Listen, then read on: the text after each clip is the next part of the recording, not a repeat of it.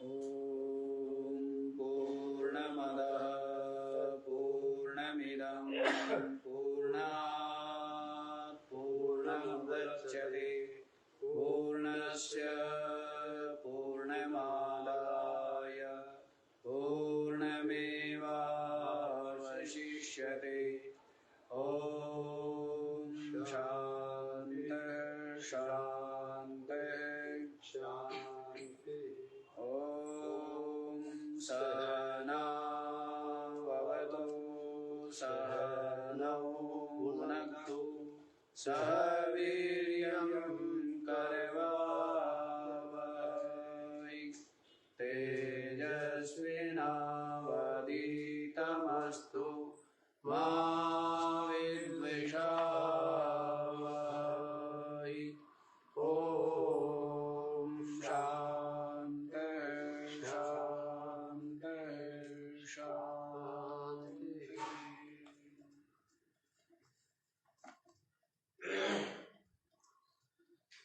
हाँ जी, तो क्या बता दिया है? दरिद्र कौन है और श्रीमान कौन है?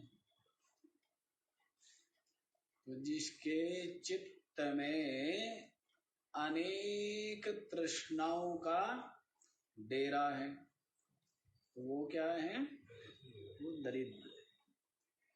और जिसको हर प्रकार से संतोष है, वो क्या है? वो श्रीमान।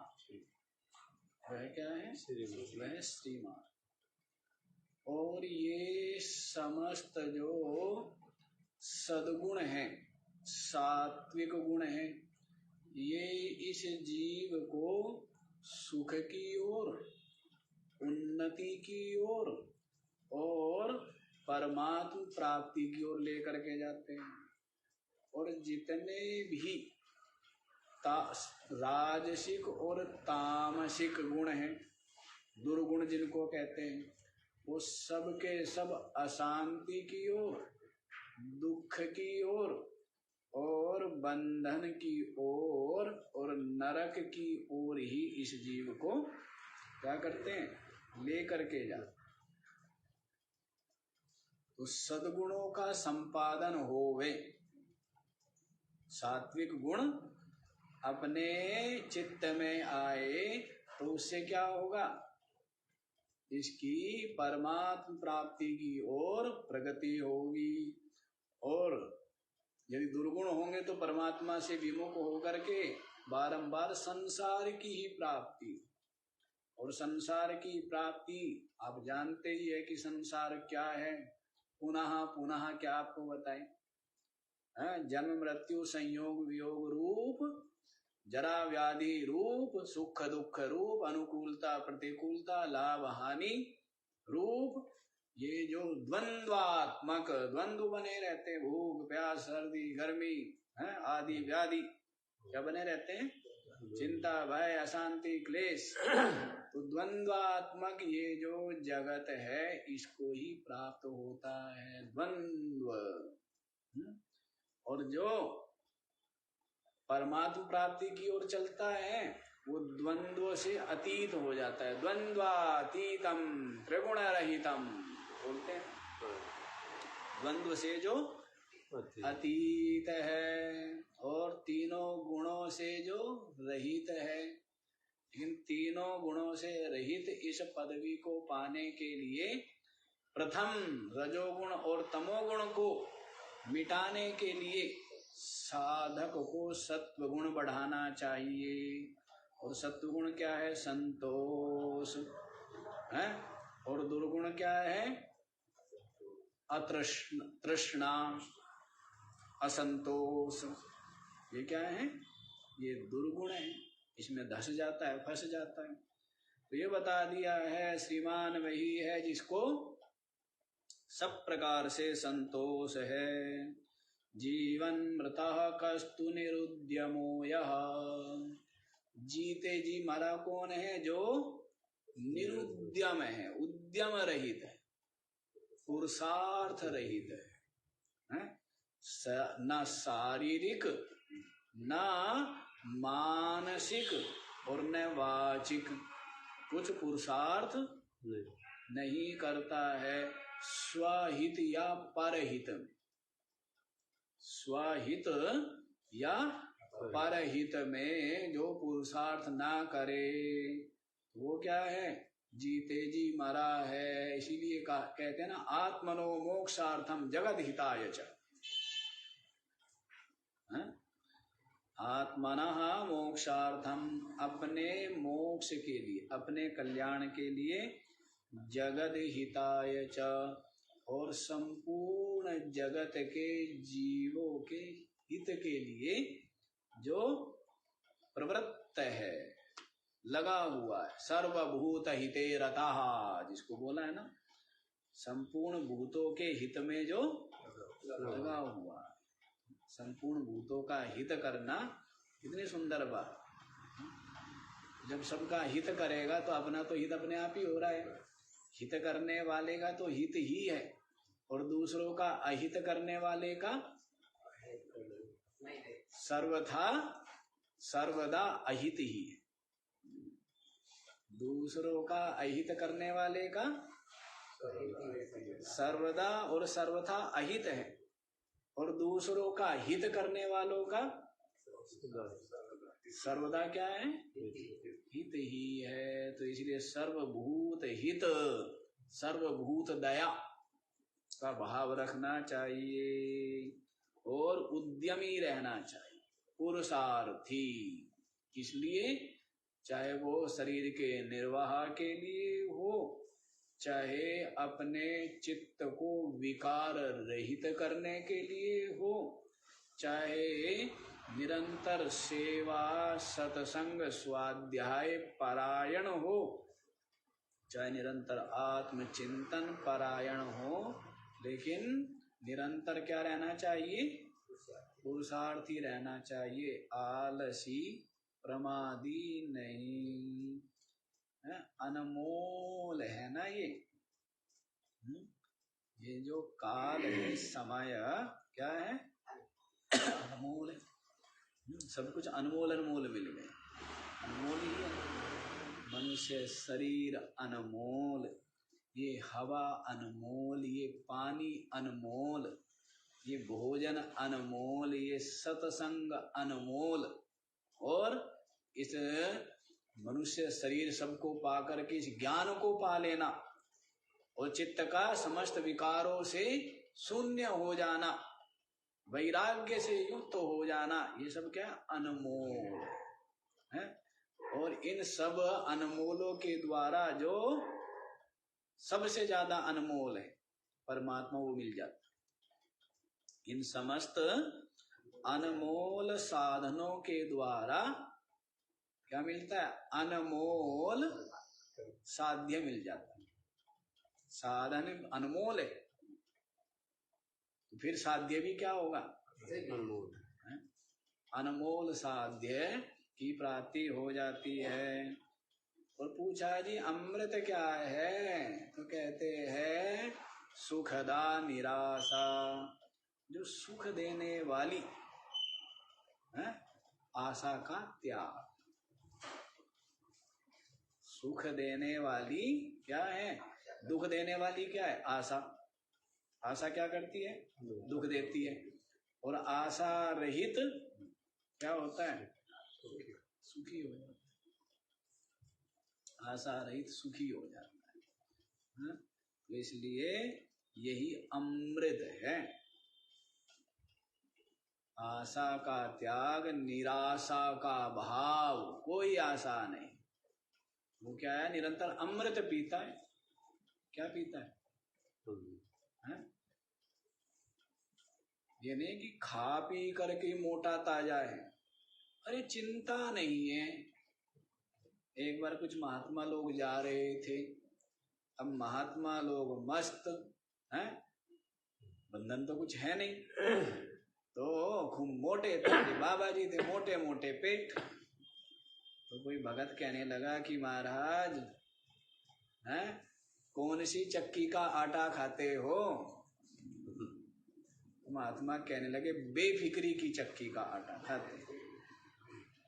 हाँ, कौन सी चक्की का आटा खाते हैं? बेफिक्री, फिकर नहीं भाई, चिंता नहीं है, हाँ? निश्चिंत रहते हैं। तो इसलिए इसलिए शरीर भी अष्टपुष्ट है, मन प्रसन्न है, हाँ?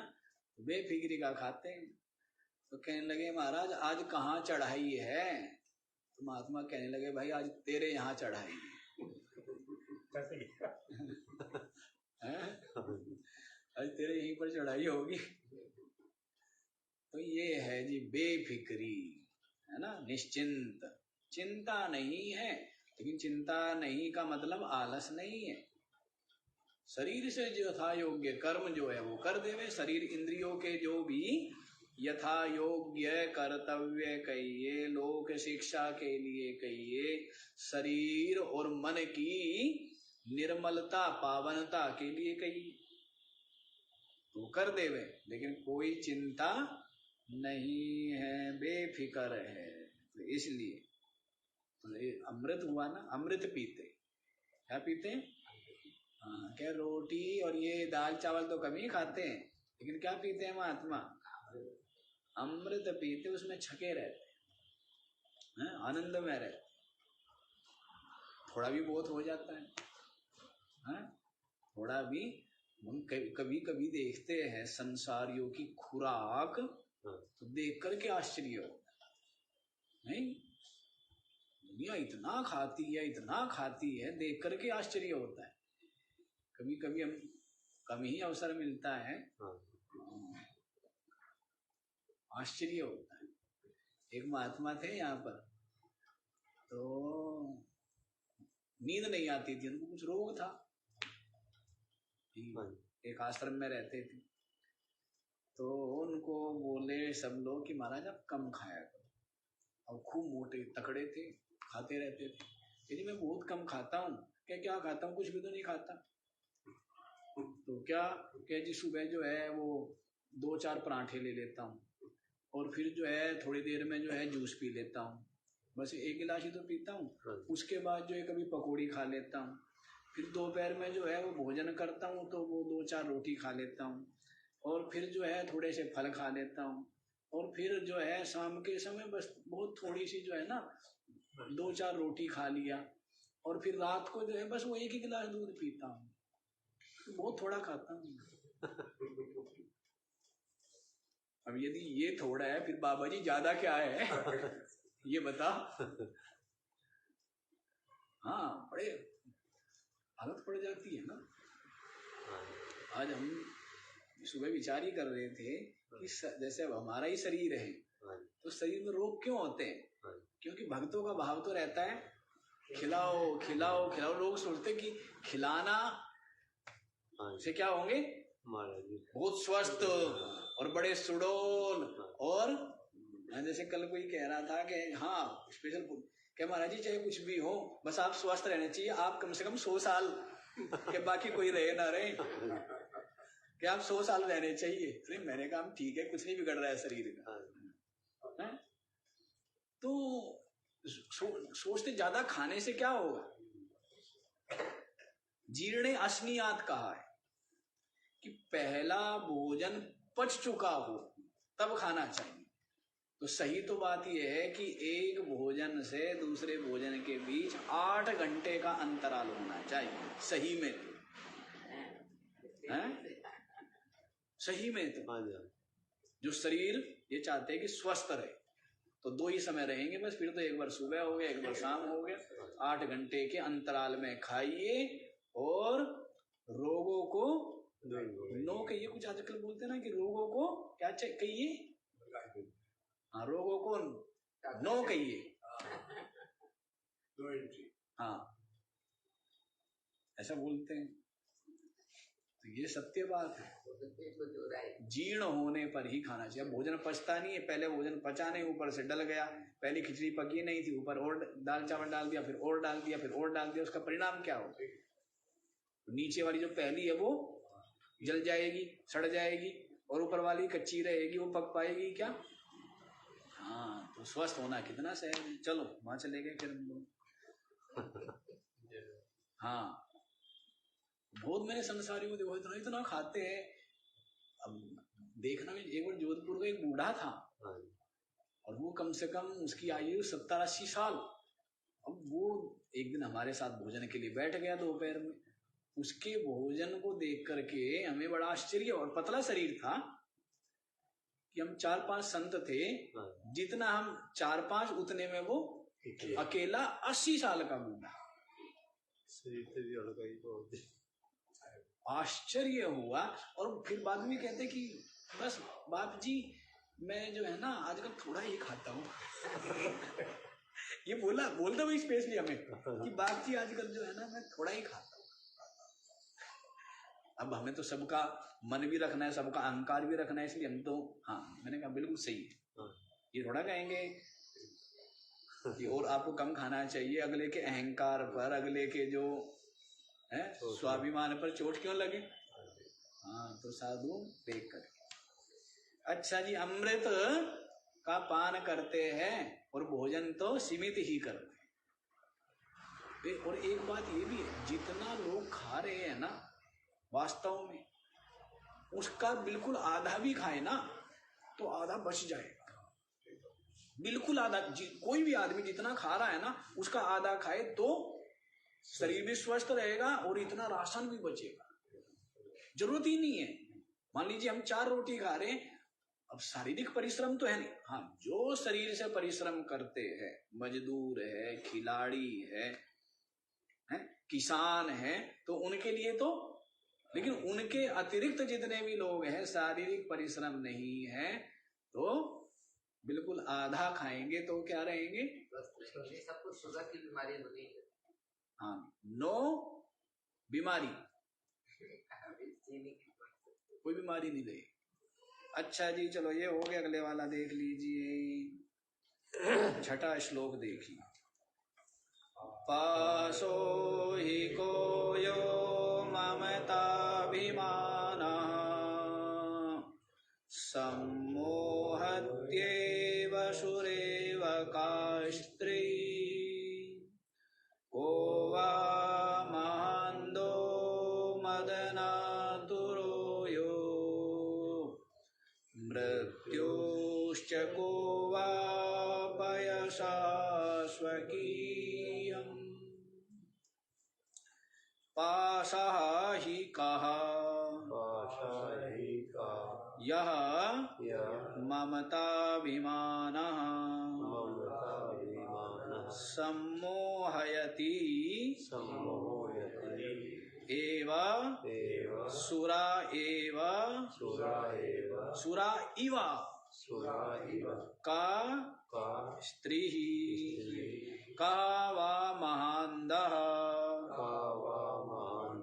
मदनातुरः यः मृत्युः च कः वा अपयसः स्वकीयम्। पाशो हि कः, कः पाशः। पाश क्या है जी, बंधन क्या है, फांसी क्या है। पास में बांध दिया ना, नाग पास में बांध दिया। क्या किया हनुमान जी को, क्या किया, कौन था वो, मेघनाद। मेघनाद ने क्या किया था,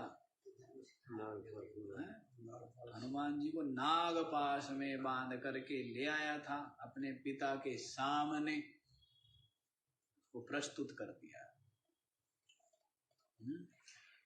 तो ये जो पास है ना, पास जो बंधन है, पास में, पास क्या है, जो बंधन है, इसके लिए जो हथकड़ी कही, बेड़ी कही। तो पूछ रहे कि बेड़ी क्या है, हथकड़ी बेड़ी क्या है इस जीव के लिए। तो कहते ममता अभिमान,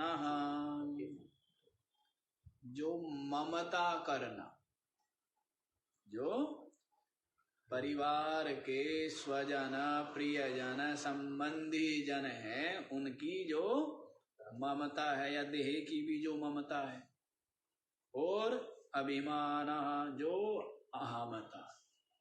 ममता और अहमता ही क्या है? पास है इस जीव के लिए, बंधन है। बाकी तो ये क्या है? निर्बंध ही है। बाकी क्या है? निर्बंध है ना। ज्ञान की, विवेक की अग्नि में सारे बंधन जल जाते हैं। ज्ञान और विवेक होता है तो फिर क्या है? कोई बंधन नहीं। और ज्ञान विवेक नहीं है तो इतने बंधन है, इतने बंधन। कोई रस्सी से नहीं बंधा हुआ, किसी के पैरों में है या गले में बेड़ी नहीं डली हुई है, पर ऐसा मोह का बंधन पूछिए मत। ऐसी ममता और ऐसी अहमता कोई एक जन्म से थोड़ा बंधा हुआ है, जन्म जन्मांतरों से बंधा क्या है? और तब बंधा हुआ है जबकि कितनी इसमें शक्ति है। कोई भ्रमर वाली बात। लकड़ी काट सकता है लेकिन मोहवश कमल की कोमल कोमल पंखड़ियां नहीं काट। लकड़ी काट सकता है, वैसे ही कितना सामर्थ्य है इस जीव में, क्योंकि ये तो है क्या? ब्रह्म ही है। ये जीव क्या है? ब्रह्म ही है। और ये सब कुछ इसकी ही रचना है। सब कुछ सृष्टि किसकी है? इसी की है ना, इसी के मन की है ना। आप जो ब्रह्म है, उस ब्रह्म के ही मन की, माया की सृष्टि है, और इसमें ही बंध जाता है, इसमें ही बंधा हुआ है। और इस बंधन को जन्म पर जन्म, जन्म पर जन्म, जन्म पर जन्म बीत गए, लेकिन तोड़ नहीं पा रहा है। और कुछ चाहता है और कुछ नहीं चाहता है। जब दुख भोगता है, दुख पाता है, तब चाहता है बंधन मुक्त हो जाऊं। और बाकी समय जो बंधन है कैसा लगता है? प्रिय, मीठा। कैसा लगता है? मीठा लगता है ना। पिताजी पिताजी ऐसा लगता है? छोटे छोटे बालक दादाजी दादाजी, दादाजी आ गए, दादाजी आ गए। छोटे छोटे बालक हैं, जब आते हैं दौड़ करके दादा का हाथ पकड़ लेते हैं, पकड़ करके और उसको दिखाते हैं अपना। और व्यक्ति जो है अपना सर्वस्व लुटाने के लिए क्या हो जाता है? सर्वस्व। कुछ ले लो, उससे क्या करो? उससे कुछ भी ले लो, क्योंकि जो मोह की रस्सी में बंधा हुआ है। तो ऐसा बंधन है, तो जन्म जन्मांतरों से इस बंधन को तोड़ नहीं पा रहा है। अवसर है बंधन तोड़ने का, और साधन संपन्न हो और इस ज्ञान का विचार करें तो निर्बंध, कोई बंधन नहीं। बंधन क्या है? बंधन है क्या? भूख प्यास शरीर में है, जन्म मरण शरीर में है, और सुख दुख ये सब किसमें है? अंतःकरण में है। ज्ञान अज्ञान सुख दुख सब किसमें है? अंतःकरण में है। और मैं तो अलग साक्षी हूँ, चेतन हूँ, नित्य मुक्त हूँ, नित्य प्राप्त हूँ। अपने को पाना पड़ेगा मुझे, कमाल की बात है? अपने को पाना है। क्यों जी? अपने को पाना पड़ेगा, अपना आपा अपने को भी पाना, परमात्मा को पाना। वही बताया था ना आपको,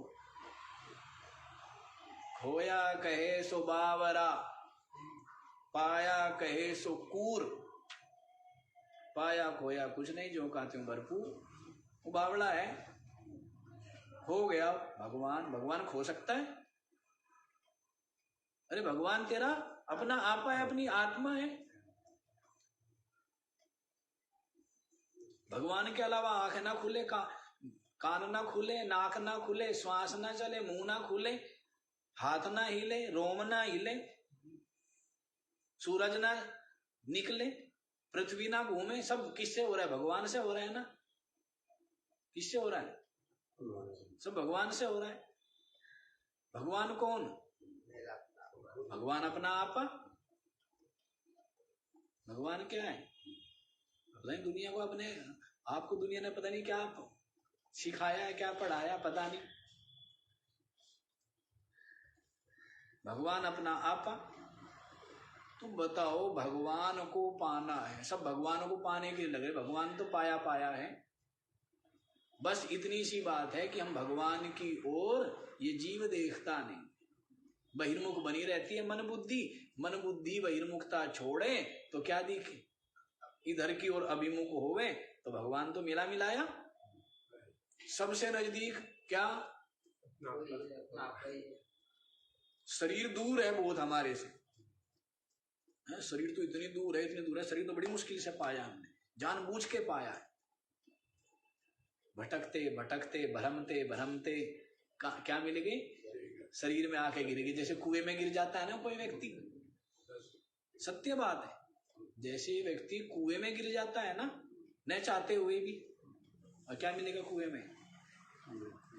मान लीजिए किसी को प्यास लगी थी, कुएं में गिर गया, आनंद आ गया ना? बताओ, आनंद आया क्या? गहरे कुएं में गिर गया कोई, अंधेरे कुएं में गिर गया कोई, बहुत प्यासा था। क्या था? बहुत प्यासा था, प्राण कंठगत थे, बहुत गहरे कुएं में गिर गया। अंधकार पूर्ण कुआं और झाड़ झंकार युक्त कुआं और सर्पों का जिसमें वास, ऐसा कुआं, उसमें गिर गया। पानी खूब भरा हुआ है, बहुत शीतल और बड़ा मीठा जल है। आनंद आ गया ना? बताइए।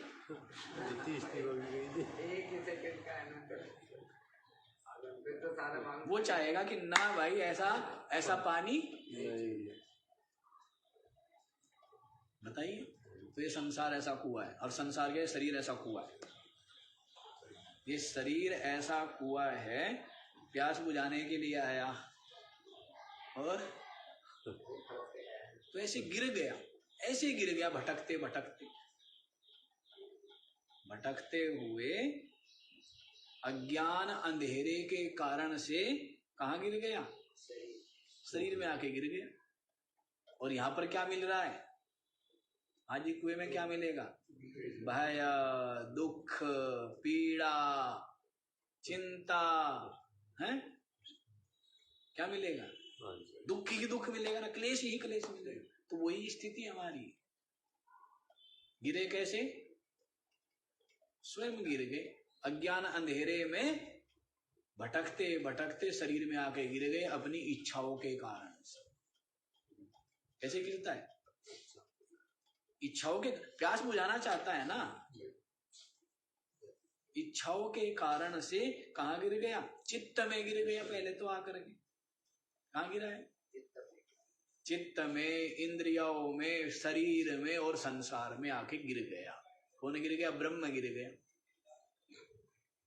ब्रह्म जो है सारा कुछ बनाया और स्वयं उसमें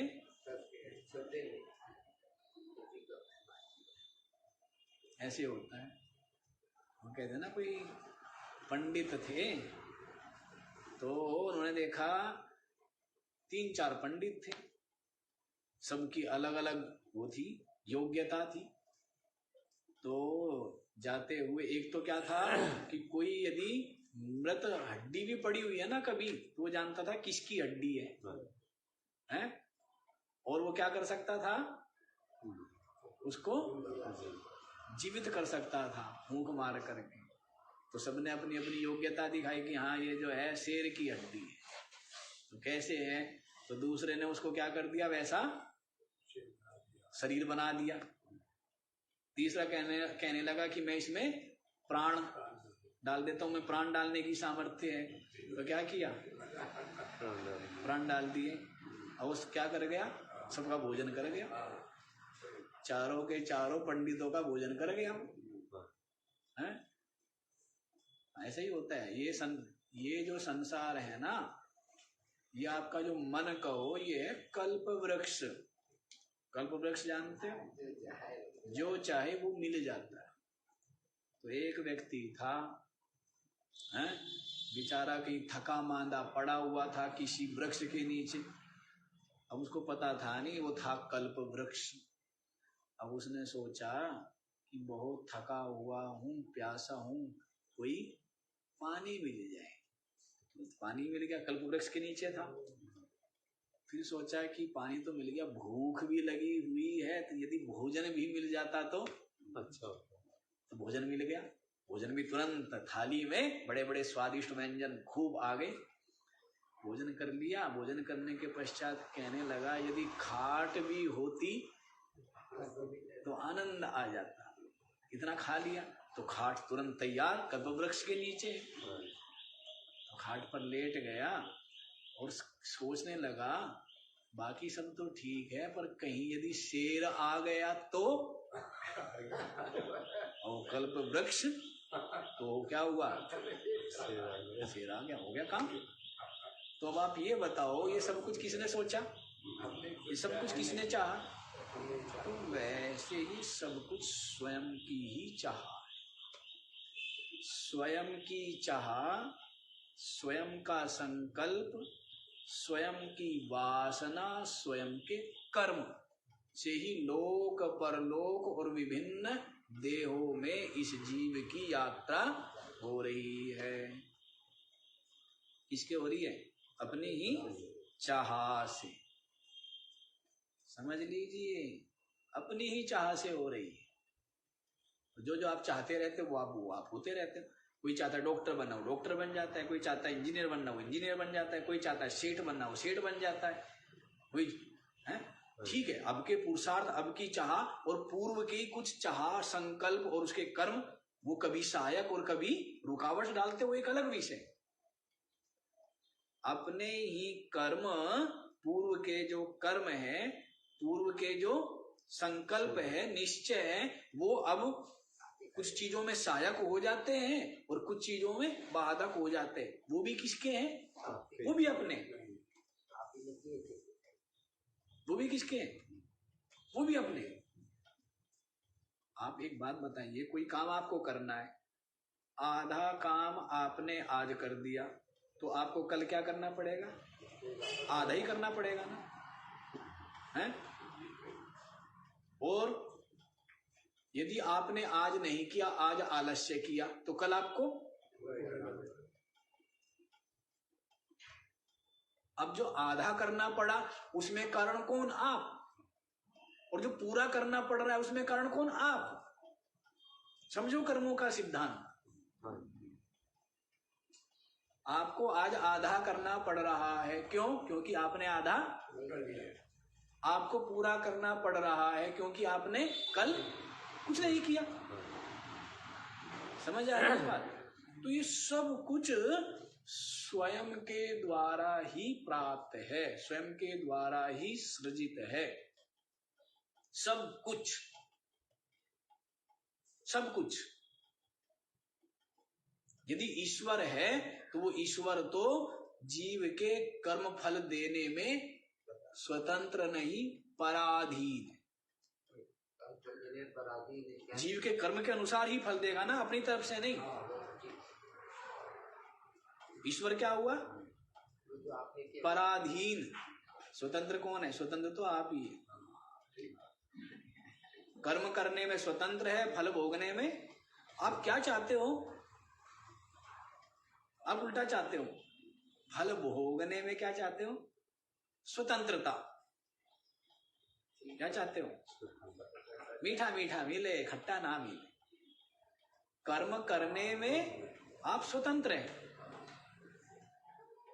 और फल तो जो कर्म हो गया उसी के अनुसार भोगना पड़ेगा ना। उसके वो चाहते नहीं है, उसके लिए दूसरों को दोष देते, ईश्वर को दोष देते हैं। तो जीव जितना स्वतंत्र कोई नहीं है। बंधन है तो केवल अपने ही कर्म, अपने ही कर्म फल, अपने ही संस्कार, अपने ही स्वभाव, अपनी ही आदत। बंधन क्या है हमारे लिए? अपनी ही आदत बंधन, अपना स्वभाव, यही बंधन है, बाकी और कोई बंधन नहीं। तो ये तो सब स्वयं का चाहा हुआ है। तो शरीर के कुएं में आके गिर गए ना, हैं? सुख पाने के लिए, प्यास बुझाने के लिए भटकते भटकते, भरमते भरमते, अज्ञान अंधेरे के कारण से देह के कुएं में, देह इंद्रिया प्राण अंतःकरण के कुएं में गिर गया। कौन? ब्रह्म गिर गया। गिरा कौन है? ब्रह्म गिर गया। तो वास्तव में आप जो है, आप ब्रह्म ही है, नित्य मुक्त ही है, बंधन है ही नहीं है? मुझको पाना है? मैं को क्या पाना? परमात्मा को क्या पाना? पाया पाया है, नित्य ही प्राप्त है, मेरी अपनी आत्मा है। बस मैंने मन बुद्धि को बहिर्मुख किया हुआ है, उसकी ओर देखता ही नहीं। तो ज्ञान चक्षु खोल के तू देख तो सही, जिसको तू ढूंढता है वो तेरे पास नहीं, वो तो तू ही है। ज्ञान चक्षु खोल के तू देख तो सही, जिसको तू ढूंढता है वो तो तू ही है। ढूंढ रहा है ना।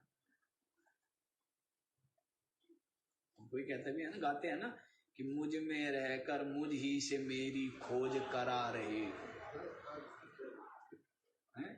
मुझ में रहकर मुझ ही से मेरी खोज करा रहे, मुझ में रहकर मुझसे पर्दा, वो अलग चीज।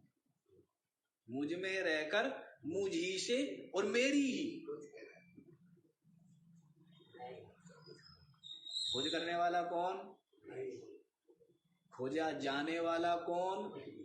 खोजने पर मिलने वाला कौन? मैं और मैं, दूसरा कोई है ही नहीं। साधक भी मैं, साध्य भी मैं, और साधन भी मैं।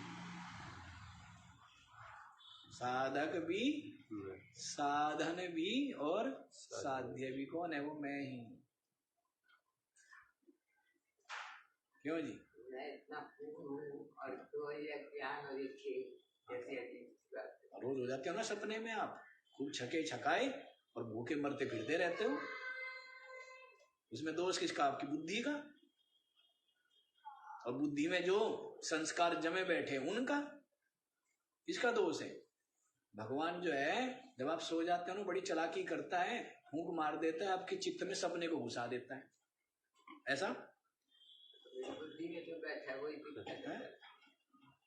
भाई सपना आपको दिख गया तो क्यों दिखा है? बुद्धि के संस्कार होते हैं, बुद्धि दोष से। ठीक खाए पिए थे तो वैसे ही है ही नहीं, ना बुद्धि है ना मन है, इससे तो कहाँ है? सपना ही तो है सब। जग गए तब कहाँ है? कहाँ शेर, कहाँ सांप, कहाँ मृत्यु?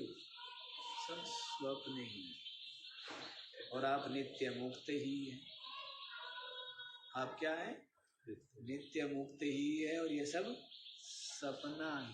सच्चाई ये है तो बंधन नहीं है, लेकिन निर्बंध को बंधन हो जाता है। कैसे? अहमता ममता करके। अज्ञान अंधेरे में अहमता ममता करके क्या हो गया? बंधन हो जाता है। सम्मोहयति सुरा इव का,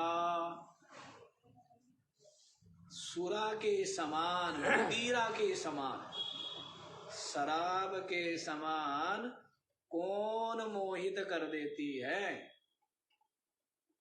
क्या कह रहे, जैसे शराब है ना, ठीक ठाक आदमी ने क्या पी ली, शराब पी ली, फिर क्या स्थिति होती है, उनको ही पता होगा जो जिन्होंने स्वाद चखा हो, क्या होती है, होश नहीं रहता। क्या होता है, होश, क्या बोल रहा हूँ, कहाँ खड़ा हूँ, कितना बोल रहा हूँ, कोई बोध रहता है क्या, विज्ञान नहीं रहता।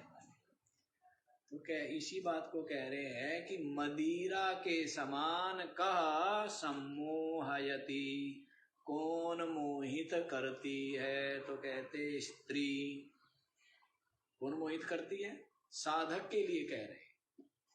प्रथम हमने क्या कहा था, संसारी की बात नहीं है, बात किसकी चल रही है, साधक की बात चल रही है।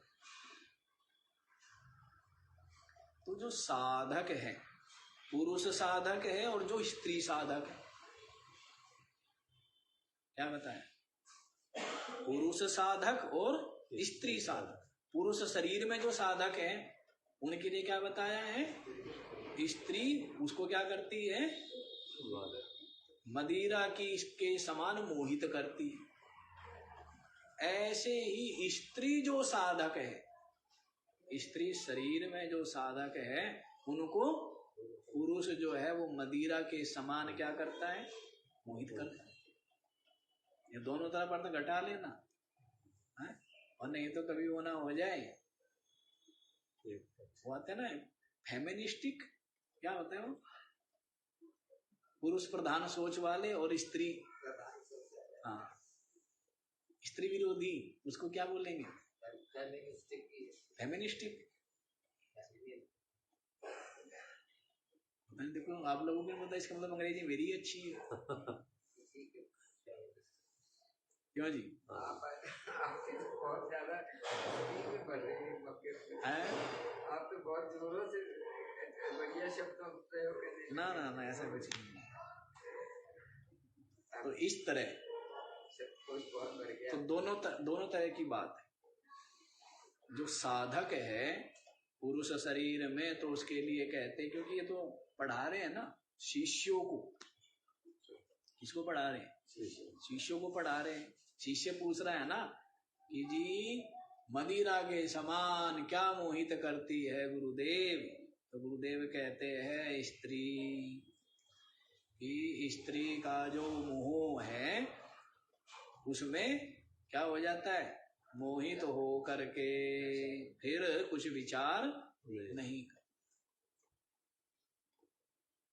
धर्म अधर्म का, कर्तव्य अकर्तव्य का, उचित अनुचित का विचार नहीं करता है। ये हो गया। फिर क्या पूछे हैं, को वा महांदो मदनातुरो यो, पूछ रहे हैं महा अंधा कह, महांधा कह, बिल्कुल अंधा कौन है। हाँ जी, महांधा, महांध,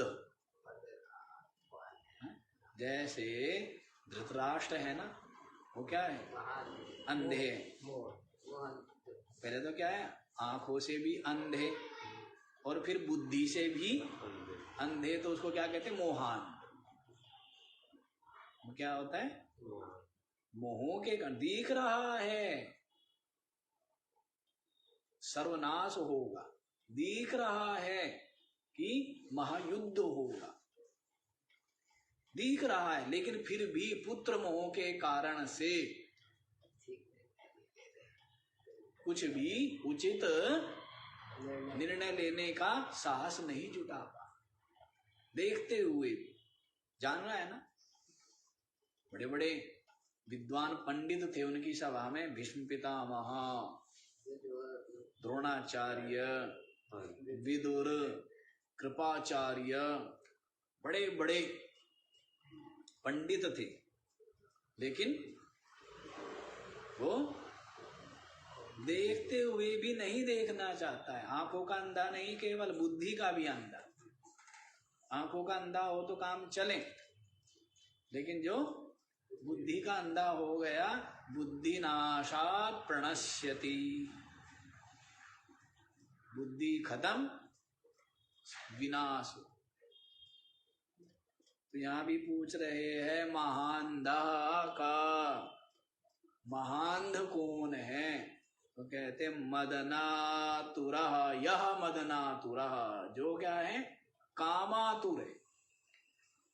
जो क्या है? कामातुर है, वो महांधा है। किसी भी प्रकार की कामना हो, चाहे वो शब्द को लेके हो, चाहे स्पर्श को लेके हो, चाहे रूप को लेके हो, चाहे रस को लेके हो, चाहे गंध को लेकर हो, तब फिर और कुछ नहीं दिखता। चित्त में जब ये काम की आंधी आवे तो फिर कुछ भी नहीं दिखे। क्यों जी? दिखता है क्या? जब किसी भी काम की, किसी भी कोई भी कामना हो, शब्द की कामना हो, है तो लोग जो है ना, ये सब नाच गान सुनने के लिए मार तक खाने को तैयार। पता है पिताजी से क्या पड़ेगी? मार पड़ेगी, फिर भी चले जाते हैं फिल्म देखने, नहीं चले जाते हैं। तो ये क्या हुआ? शब्द का क्या हुआ? काम हुआ। रूप, ऐसे ही रूप देखने के लिए, सुंदर रूप देखने के लिए, ऐसे ही स्पर्श सुख के लिए, और ऐसे ही रस सुख के लिए, हैं? करते हैं ना रस सुख के लिए, रस सुख के लिए मार खाते हैं, नहीं खाते हैं? रस चाहिए, स्वादिष्ट भोजन चोरी करता है और फिर क्या खाता है? मार खाता है ना। और गंदगी बड़ी लग जाती है लोगों को, बहुतों को। सब व्यसन ही तो है, बात तो व्यसन की है। क्या व्यसन लग जाए? जैसे धन कमाने का भी, तो धन कमाना कोई बुरी बात नहीं है। पुरुषार्थ से, ईमानदारी से, बिना दूसरों को कपट धोखा किए धन कमाना तो बहुत अच्छी बात, कोई खराब बात है। लेकिन क्या हो जाए, धन कमाने का व्यसन जब लग गया ना, तब वो न्याय अन्याय, उचित अनुचित किसी चीज का विचार नहीं करता। नदी बहे तो अच्छी बात। नदियां जो है ना, अपने देश में नदियां बहनी चाहिए ना, है? नदियों में खूब जल होना चाहिए ना। तो नदी तो जीवनदायिनी होती है, लेकिन वही नदी जब अपनी मर्यादा का अतिक्रमण कर जाती है तो बाढ़ कहलाती। नदी मर्यादा में रहती है तो क्या है? जीवनदायिनी है। तटों के मध्य में नदी बहे तो क्या है? जीवनदायिनी है। और वही नदी जब अपने जो तट है, किनारे है, मर्यादा है, उसको तोड़ती है तब क्या है? विनाश लेके आती है ना। क्यों जी? तो वैसे ही ये जो कामना है, यदि ये कामनाएं मर्यादित हो तो क्या होता है? मर्यादित कामनाओं के द्वारा विवेक वैराग्य जगते हैं ना। क्या होता है? विवेक वैराग्य जगते हैं मर्यादित कामनाओं के द्वारा। और लेकिन यही अमर्यादित हो जाए तो, अमर्यादित हो जाए तो इस जीव को सर्वनाश के गर्त में, गड्ढे में, नरक के गड्ढे में गिराते हैं। कहाँ गिराते हैं? नरक का गड्ढा। नरक का गड्ढा क्या है? नरक क्या है? शरीर। पुनः पुनः विभिन्न योनियों में दुख सुख भोगना, जन्म मरण पाना, ये क्या है? नरक ही। और इस नरक में जाने का इंजन क्या है? आपकी कामना। इन मलिन कामना नरक में जाने का इंजन है, ठीक है ना। और ये जो विशुद्ध कामना है, यही क्या है? शांति और मुक्ति में जाने का इंजन है। इतना आसान अध्यात्म। पूरे मानव मतलम प्रतिष्ठम समुद्र मापा विशंति तद्वद कामागम विशंति सर्वे सा शांति मात्रोति न पाता। श्री जी तो पूरे ज्ञान की बात बता देते हैं। जैसे समस्त नदियां समुद्र की ओर जाती है और किसको? समुद्र को ही हर प्रकार से पा करके पूर्ण हो जाती। इसी प्रकार से समस्त कामनाएं क्या करती है? तद्वत कामा यम प्रविशन्ति सर्वे, सर्वे कामा यम प्रविशन्ति। संपूर्ण कामनाएं यम परमात्मनि, जिस परमात्मा में जाकर के प्रवेश कर गई है, विलय हो गई है। कामनाओं का जो आशय आपका चित्त, कामनाओं का आशय घर कौन है? चित्त है। ये चित्त ही विलय हो गया ना। तो सर्वे कामा यम परमात्मनि प्रविशन्ति सा शांति मापनोति न काम कामी ही। वो क्या करता है? शांति को प्राप्त करता है, काम की कामना रखने वाला नहीं। कामनाओं की कामना रखने वाला नहीं शांति को पाता है। कौन शांति को पाता है? जिसकी कामना अपने कारण मन के सहित परमात्मा में विलय हो गई। क्यों जी? अध्यात्म है, ऐसा वो है अध्यात्म। अध्यात्म के तो हम वो है मास्टर, हैं? क्यों चुटकी में बता दे, है ना। जैसे होते हैं ना कि देखते ही यूं। अध्यात्म कितना सरल है, कुछ भी नहीं। रबदा की पाणा, इत्थो पुटना तो उत्थो उत्थलाना। रबदा की पाणा, मन को संसार से हटाया, परमात्मा में लग गया तो हो गया परमात्मा रूप। तो इसमें भी कोई कठिन काम है? तो सबसे सरल काम है, कोई कठिन काम नहीं है। तो देखिए मांधा, अंधा कौन है? महाअंधा, जो कामातुर है। कामनाओं की पूर्ति का जिनको क्या है? वेग है। काम का, इच्छा का जिसको क्या है? वेग है, जो आतुर है, वो बिल्कुल अंधा है। उसको जैसे आजकल क्या है? धनातुर है। क्या रखे? कामोपभोग परायणः। भगवान श्री कृष्ण ने कितना सुंदर शब्द कहा है, कामोपभोग परायण। काम और उपभोग परायण, कामना करना, इच्छा करना और अभीष्ट विषय को प्राप्त करके उसी में लगे हुए हैं। धन पाना, पद पाना, प्रतिष्ठा पाना, धर्म अधर्म, न्याय अन्याय, उचित अनुचित किसी चीज का विचार नहीं करना। ये पामर जीव है, पामर। यहाँ नहीं बताया अभी हमने, बाकी जगह प्रवचन में बताया। चार तरह के, चार कोटि के जीव बताए ना, पामर, विषयी, जिज्ञासु और ज्ञानी। बताया था क्या?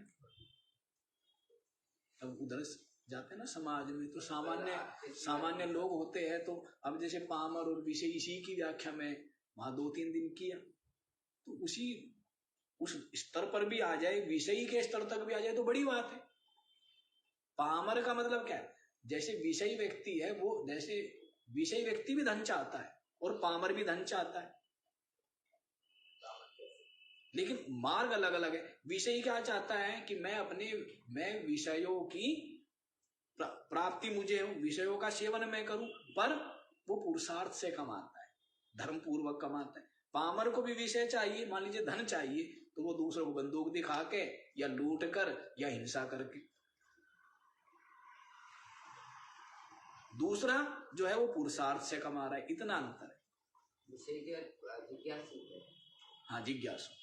ये विषय सेटिस्फाइड हो गए तो जिज्ञासु। हाँ, जिज्ञासु तो वही जिसको संसार नहीं चाहिए, केवल परमात्मा को ही जानने की, पाने की अभिलाषा, उसके अंदर एक संतोष। तो सबसे निकृष्ट जीव है पामर। पामर तो ना बने कम से कम, धन कमा कोई मतलब नहीं, खूब कमा, पर गलत मार्ग से नहीं, अधर्म पूर्वक पाप पूर्वक दूसरों को सता के पीड़ा पहुंचा के मत कमा धन। विषयी क्या करता है, विषयी भी धन चाहता है, विषयी भी विषय चाहता है, लेकिन उसकी प्राप्ति के लिए क्या करता है, पुरुषार्थ और सत्य का मार्ग, इतना भी है। तो बाकी जिज्ञासु नहीं बन सकते, ज्ञानी नहीं बन सकते, कोई बात नहीं, विषय तो बने, पामर तो कम से कम ना बने। लेकिन अब तो क्या चीज चलती है, क्या चलता है, कैसे भी मिले मेरा अपना स्वार्थ सिद्ध, झूठ कपट हिंसा चोरी कुछ भी क्यों ना करना, तो ये पामर है, पामर जी। अच्छा जी, तो वैसे ही पामर हो जाता है ना, जो कामातुर है, विषयातुर है, धनातुर है, वो क्या होता है, अब जैसे कोई नेता बनना चाहता है तो जो भी मार्ग में आएंगे, जो भी विरोधी है, उनको मरवा भी देता है। उसको क्या है,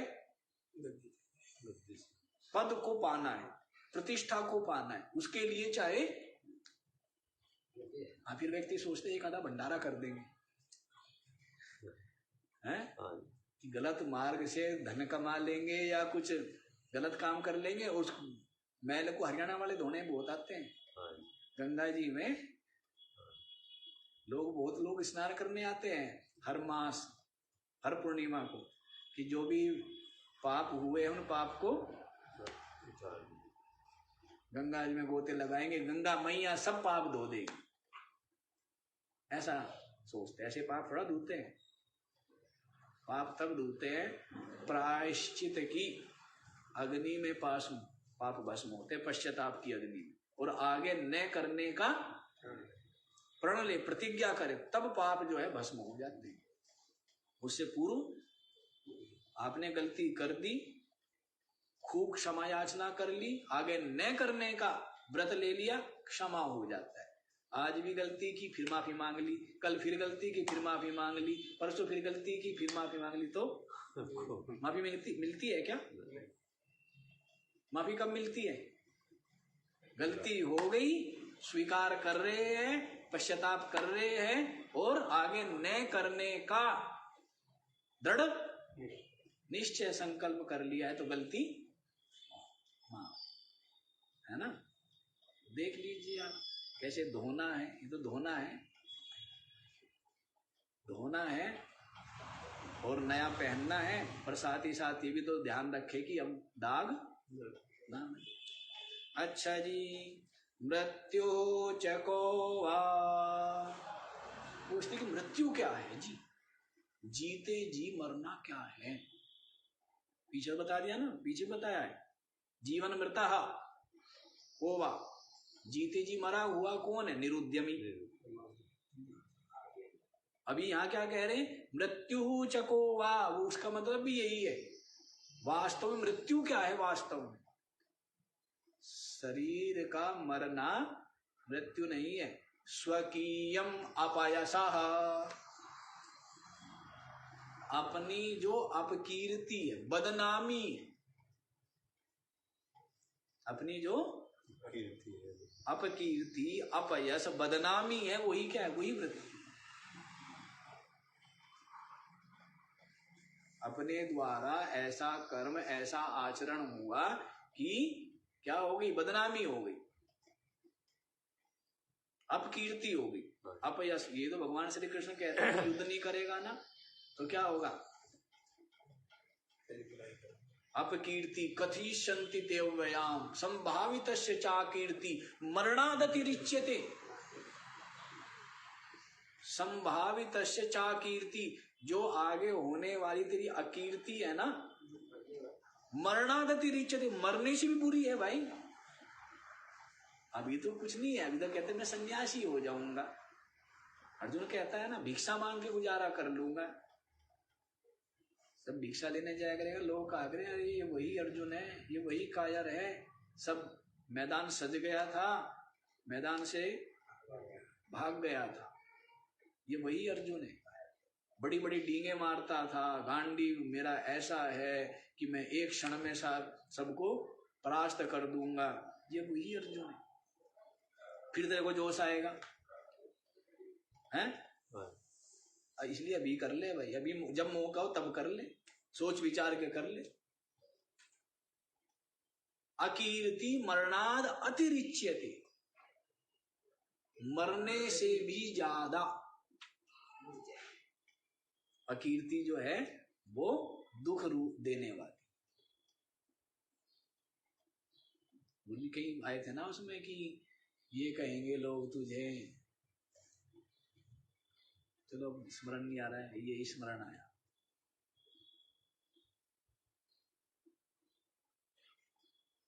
मरणादतिरिच्यते अकीर्ति, तो यहां भी यही कह रहे हैं स्वकीयम अपयसः मृत्यु। अपना जो अपयस है, कीर्तिर यस्य सजीवति,